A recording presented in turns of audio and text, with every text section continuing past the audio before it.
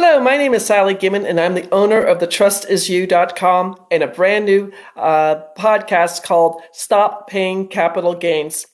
I want to get this out to as many people as so they can find out how they can save on federal taxes easily. Now, I want to talk about this both the business trust and the beneficial trust. Now, there are two different trusts because people are usually divided down in half on what they're doing. Now, let me go over what the Spendthrift Trust is and see if you would like more information. Again, my name is Sally Gimmon, and the website is thetrustisyou.com. With this trust, it's 97% of trusts in the United States only avoid going through probate or court at probate. This trust is what the one percenters in the U.S. use, the Rockefellers and US Presidents. The full name for the trust is Irrevocable, Complex, Discretionary, Non-Grantor Spendthrift Trust. To go over that quite quickly, irrevocable goes from generation to generation. The Rockefellers Trust is over 7 generations old and has over 400 people in that trust. So it's irrevocable. Complex, it means it can hold money day to day, month to month, year to year, decade to decade. My mom and dad have one of those 97% of the trusts that just avoid probate. When I do the 2022 taxes, all the money has to be divided between my two brothers and I. So that's complex. Discretionary. Whoever is the trustee gets to make the rules. I am the trustee for both the business and beneficial trust for my family. I haven't made any crazy rules, but I do have a couple who have 5 apartment buildings in California. Their daughter, unfortunately, is involved in drugs and alcohol. She lives in one of the apartments rent-free. They are requiring her to do 4 random drug tests a month. She sued them saying, I don't have to do that. As soon as the judge saw this, he said, sweetheart, you have a choice. Either move out and start paying rent or take the 4 random drug tests and stay in the apartment. She lost. So again, irrevocable, complex, discretionary, non-grantor. This is not too hard, but this is what gets people tripped up. You need someone who is not going to be a beneficiary and someone you do not invest with. I used a family friend, Roy. He was 87 years old. I took him to lunch. He had to sign his name 17 times for both the business trust and the beneficial trust. Bad choice on my part. He had arthritis of his hand, and to sign his name 17 times, it was difficult. So pick someone a little bit better than I did. Worst case scenario, if you can't find a friend or somebody to do this, either myself or a representative from the law firm will do this for you free of charge. It's no big deal. I'd make the trust 100% private. So irrevocable, complex, discretionary, non-grantor, and the 5th element is spendthrift. This has gone in front of the Supreme Court twice. It is in the IRS Tax Code under IRS Tax Code 643B like boy, or 643B like Bravo. The spendthrift can enter any agreement. It can do business on the spendthrift part and everything else. You need these 5 components: irrevocable, complex, discretionary, non-grantor, spendthrift trust to make this trust the special trust it is. It's legal, it's patented, and it is in the U.S. It is in the IRS tax codes. Now, the business trust. This is for anyone making 1099 income. It will help you save up to 70% on your federal taxes with the 1099 income. I don't care if you have got a brick and mortar store, if you are an MLM marketer, if you're an affiliate marketer. I have 3 affiliate companies I run through the business trust, and I get to save a lot of money on those with what I'm doing. One, Sally sells silver. I sell silver coins. Another one is X's Elite, and the third one is Novatech. When I recruit, everything goes through that. Now, with the business trust, if you're selling things online, if you're selling them in a brick and mortar store, you will set up a new EIN number and you will set up a new bank account. Not hard to do at all. Now, with the beneficial trust, so that's the business trust I talked about. The beneficial trust, this is the one I use the most. There are 5 ways that the beneficial trust, so going back to this, both the business trust and the beneficial trust are going to save you 3 ways. Number 1, save you on federal taxes. Number 2, keep your information completely private. And number 3, keep you from being sued. If there is a judgment given, if you are sued, you own nothing, control everything. There's no money, so there's no purpose in suing you.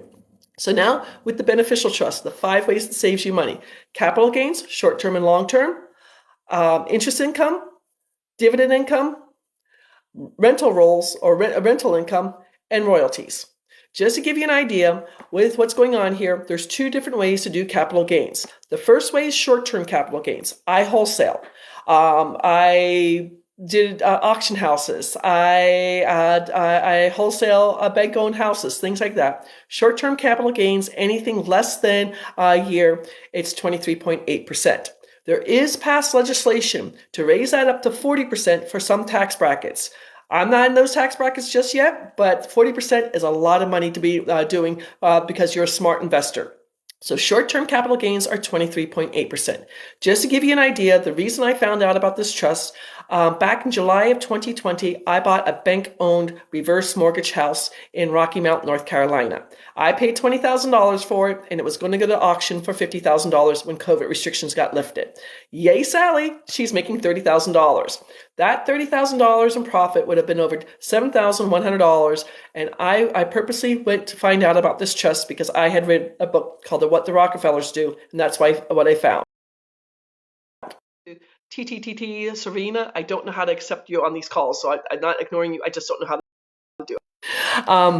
So when the house finally did sell at auction, 13 months later, it sold for $64,000. Yay, Sally! With that house, I got to save over $10,500 on that one real estate transaction because of that, because of the trust. That's a lot of money. Now, long-term capital gains. This is going to affect anyone who is holding something for more than a year. I had a gentleman who sold two warehouses on Long Beach Port for $6 million. He was charged long-term capital gains. That's either 15% or 20%. I just had a gentleman who sold his family restaurant. And he was going to get charged either 15% or 20%.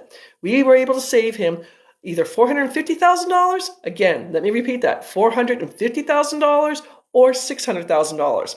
That's a lot of money. Also, because he sold this in March, he would not have to pay those capital gains until April of 2024. I don't know if he'd have the money by then, but he gets to save that. So that is long-term capital gains. Short-term, 23.8%. Long-term, either 15% or 20%. I do want to read this statement to you. This comes from the IRS Tax Tip 2003-29. I'm reading it directly from my slide, so excuse me for doing this. Almost everything you own and use for personal purpose, pleasure, or investment is a capital asset. Talk about a broad comment on this. So again, you've got to understand what capital gains are. Now, other things that will help you with is interest rates. So if you do the BRRRR strategy, I do notes. If you're doing anything else, there's interest rates. You're also going to be dealing with things for dividend income. So interest rates, dividend income, and rental income. Those three taxes. There are 7 different layers all through the US tax code, and you're going to be paying a different tax code. It's between 10% to 37%, and you have to tell me what your tax rate is. So interest income is for you FOREX investors. Oh, by the way, FOREX investors, you're getting charged interest income and you're getting charged capital gains. You need the Spendthrift Trust. So interest income is between 10% to 37%. Dividend income is between 10% to 37%. And then rental rolls. If you're doing short-term rentals, Airbnb, Vrbo, you're doing, you've got 5 doors, you got 7 doors, you got 20 doors. One of my clients has over 100 doors in Chicago. He's saving between the 10% to the 37% that the federal government is charging. Also, if you are in some of those states that have state taxes, you no longer, if you get everything in the trust and no longer have LLCs, S corps, or C corps, you will only be filing federal taxes. So that's an important thing. The fifth way, so we got capital gains, short-term and long-term. We have interest income, we have dividend income, and we have rental rolls. The fifth way you can save money is with royalties. Now, royalties do cover quite a bit of things. It's going to cover you, if you're an author, if you're a songwriter, if you're an artist. It also covers any NFTs. I don't care if you're an NFT artist, if you're NFT crypto, or if you're NFT real estate. Royalties are charged federally between 10% to 35%. This trust will defer those taxes year after year after year after year. Think how much money you could be saving if you had a Spendthrift Trust. This is not a requirement. It's not mandatory, but I know I'm saving a lot of money with what I'm doing with capital gains and with I've got a crypto bot and I got a few other things I'm saving money with. You can also. Again, my name is Sally Gimmon. The website is thetrustisyou.com. And I also have a new podcast called Stop Paying Capital Gains. I'm trying to get this information out to as many people as possible because people need to know how to save money easily. Thank you for listening. I hope you all have a wonderful weekend. It's beautiful here in Charlotte, North Carolina. Take care. Bye-bye.